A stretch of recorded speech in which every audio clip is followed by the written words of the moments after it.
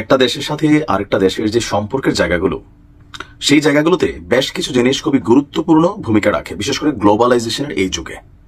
Doctor Yunus সরকার ক্ষমতায় আসার পরে চীন বরাবরই যথেষ্ট ভূমিকা রেখেছে, এবং আওয়ামী লীগের সময় রেখেছিল। কারণ চীনের প্রধান টার্গেট হচ্ছে ভারতের কাছ থেকে বাংলাদেশকে ধরেন কি বলা হয় যে বিনিয়োগ করে অথবা সহযোগিতা করে যেভাবে হোক একটু দূরত্বে রাখা। তো আওয়ামী লীগের সময় যতটুকু সফল হয়েছে, এই সরকারের সময়ও ঠিক ততটুকুই সফল। আগামী সপ্তাহে একটা সুসংবাদ আছে, 250 জন চীনা বিনিয়োগকারী বাংলাদেশে আসছেন। কিন্তু এর মাঝখানে গতকালকে থেকে যে নিউজটা গণমাধ্যমে ভাইরাল, ঘটনা কিন্তু সত্য। বাংলাদেশের উপর এক ধরনের নিষেধাজ্ঞা দেওয়া হচ্ছে চীনের পক্ষ থেকে, আর এতে ক্ষতি হবে অনেক মানুষের। তবে আমি খুশি এই ধরনের নিষেধাজ্ঞা দেওয়াতে, বা নিষেধাজ্ঞা বলা উচিত না সরাসরি, কিন্তু এই ধরনের ঘটনা কেউ করলে চীনারা তাদের কপালে দুঃখ আছে, নিশ্চয় বুঝতে পারছেন ইতিমধ্যে। এই যুগে এসে পৃথিবীর যে কোনো দেশে গিয়া আপনি ওই দেশের একজন নারীর সাথে বা পুরুষের সাথে ভালোবাসার সম্পর্ক অথবা বৈবাহিক সম্পর্কে আপনি আবদ্ধ হতে পারেন।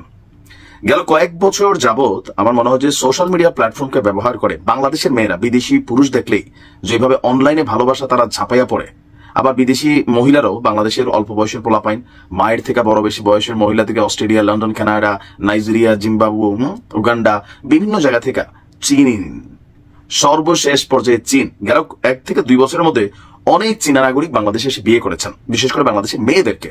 এখন আমরা যারা এইসব দেশে থাকি আমরা জানি ওইখানে বিয়ে করা কত কঠিন। বাংলাদেশে যে করা টাকা দিলে হয়, আমরা গরিব জাতি, আমরা লোভী জাতি, ভাবি যে একবার যদি জিয়ের সময় বিদেশি হয় তাই পুরো পরিবার একদম বিদেশিতে যাবো। তো এই সিচুয়েশনের মধ্যে প্রথমবারের মতন বাংলাদেশ নিয়ে চীন একমাত্র দেশ যারা একটা নতুন সিদ্ধান্ত নিয়েছেন।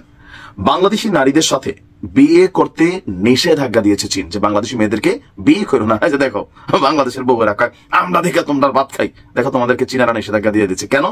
আসেন, বাংলাদেশি নারীদের সঙ্গে বিয়ের ব্যাপারে নিজ দেশের নাগরিকদেরকে সতর্ক করেছে ঢাকাস্থ চীনা দূতাবাস। শুধুমাত্র বাংলাদেশের এই মুহূর্তে যে সকল চীনা নাগরিকরা বসবাস করে তারা না, আগামীতে যারা বাংলাদেশে আসবেন বিয়ে করার চিন্তা, তাদের জন্য এই সতর্কবার্তা। আর স্থানীয় সময় রাতে দূতাবাসের পক্ষ থেকে এই সতর্কবার্তা জারি করা হয়। খবর হচ্ছে গ্লোবাল টাইমসের।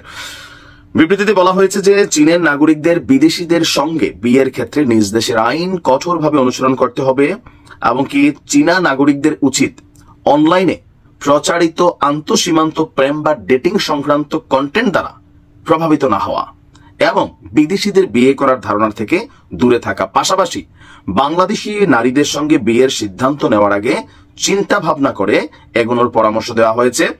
চীনা আইন অনুযায়ী এই মুহূর্তে আমরা যতদূর জানি, যদি কোনো চীনারা আপনার এই ধরনের ব্যক্তিগত বা স্বার্থে মানে বিয়ে করে তাহলে সেটা বেআইনি হবে। আর যদি এমনকি এই ধরনের বিয়েতে অনেক ধরনের প্রতারণার শিকারের কথাও এখানে আসছে, এবং বাংলাদেশের বিচারিক প্রক্রিয়া নিয়েও কিন্তু চীনারা এখানে একটা গুতা মারছে আমার কাছে মনে হচ্ছে।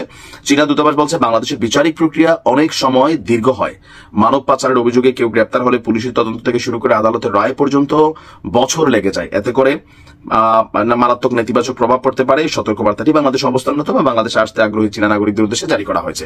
কিছু মেয়ে বা ছেলে তো অন্তত অনলাইনে প্রেম করে বিদেশ যাওয়ার সুযোগও ছিল পরিবার। সবচেয়ে খারাপ তা না, তবে চীনাদের বিবাহর আইন এই গত মাসে মনে পরিবর্তন হয়েছে কিছু একটা, খুবই কঠিন আইন। কিন্তু এখন আমার মনে হয় সরকারের বিষয়টা নিয়ে এটা কেমন না যে বাংলাদেশের উপরে নিষেধাজ্ঞা দিচ্ছে, বিয়ে করো না, দিলে সারা পৃথিবীতে দিয়ে তোরা। কিন্তু আমি যখন নিউজটা দেখছি যে বাংলাদেশিদের ব্যাপারে স্পেশালি এই কি বলা হয় যে বিবৃতিটা আসছে, তো আমার মনে হয় সরকারের এই ব্যাপারে একটু কনসার্ন করা উচিত। আর কি, ভালো থাকুন।